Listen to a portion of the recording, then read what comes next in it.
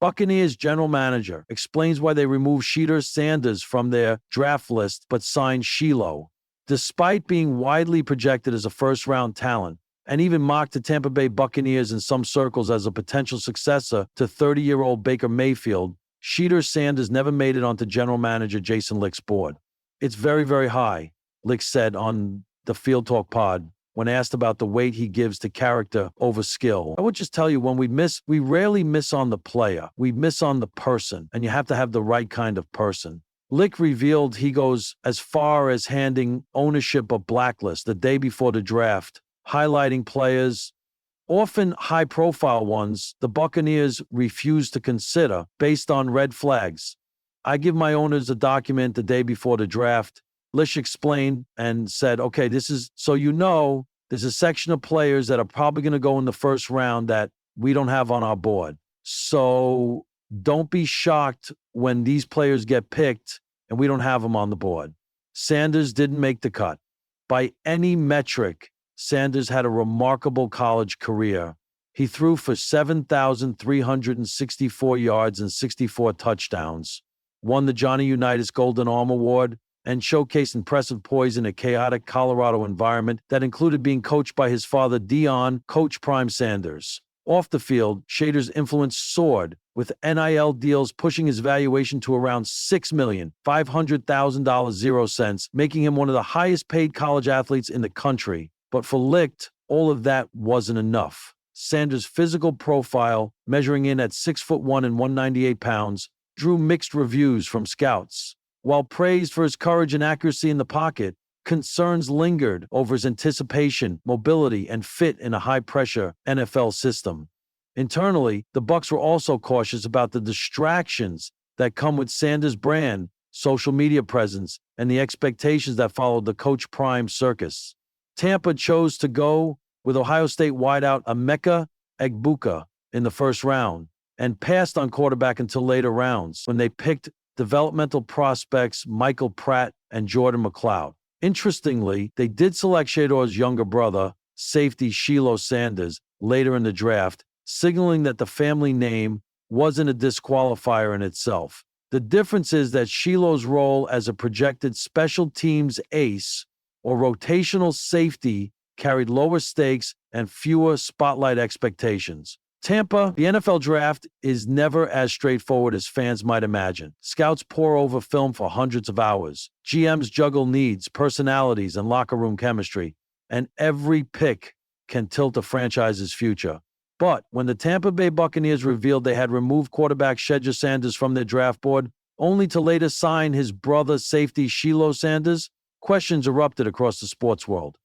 Why pass on the rising star only to welcome his brother? Buccaneers general manager Alex Morton gave a rare, candid explanation. It was early May when Morton sat before the media, his typically reserved demeanor softened by what he called a respect for football families and a commitment to transparency. The press conference wasn't just about explaining a draft pick. It was about context, nuance, and the ever-elusive chemistry between talent and team culture. A tale of two brothers, Shedeur and Shilo Sanders, are the sons of Hall of Famer Deion Sanders, a polarizing yet undeniably influential figure in both college football and beyond. Shedeur, the poised and accurate quarterback from Colorado, was seen by some as a potential day 2 pick.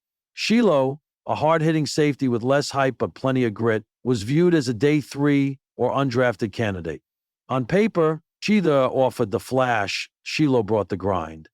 We didn't take this decision lightly, Morton began. Shedeur is an incredible talent. Strong arm, great accuracy, excellent decision-making. But drafting a quarterback isn't just about the arm. It's about the room, the rhythm, the leadership dynamics. We had to ask ourselves, is this the right environment for him? And is he the right leader for us? Morton paused, knowing the deeper meaning in those words. Every locker room has its own pulse. And while we respected what Shedeur brought on the field, we weren't confident the off-field expectations surrounding him and his family would align with what we're building. Behind closed doors, according to sources close to the Buccaneers scouting department, concerns emerged about the media orbit surrounding Shedeur, particularly the potential for outside distractions stemming from Deion's high-profile presence. It wasn't a knock on Shedeur's professionalism, Morton emphasized. It was a knock on Shedeur's professionalism, Morton emphasized. It was a knock on Shedeur's professionalism, Morton emphasized, but rather a strategic concern about control and narrative. We're trying to build something stable here in Tampa, he said. There's already enough noise in this league. When we look at quarterbacks, we think in decades. This wasn't about doubting Shedeur's talent. It was about projecting how he'd integrate here, not just in the playbook, but in the building and the community. Still, the decision raised eyebrows, especially given that Shilo was signed as an undrafted free agent just days later. Why Shilo fit Morton addressed that contradiction directly. Shilo's story is different. His game is different. His role will be different, he said.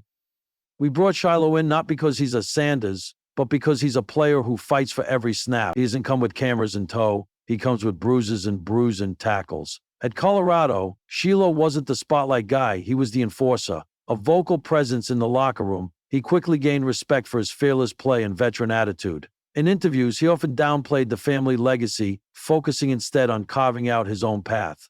In our meetings with Shilo, Morton said, he made it clear.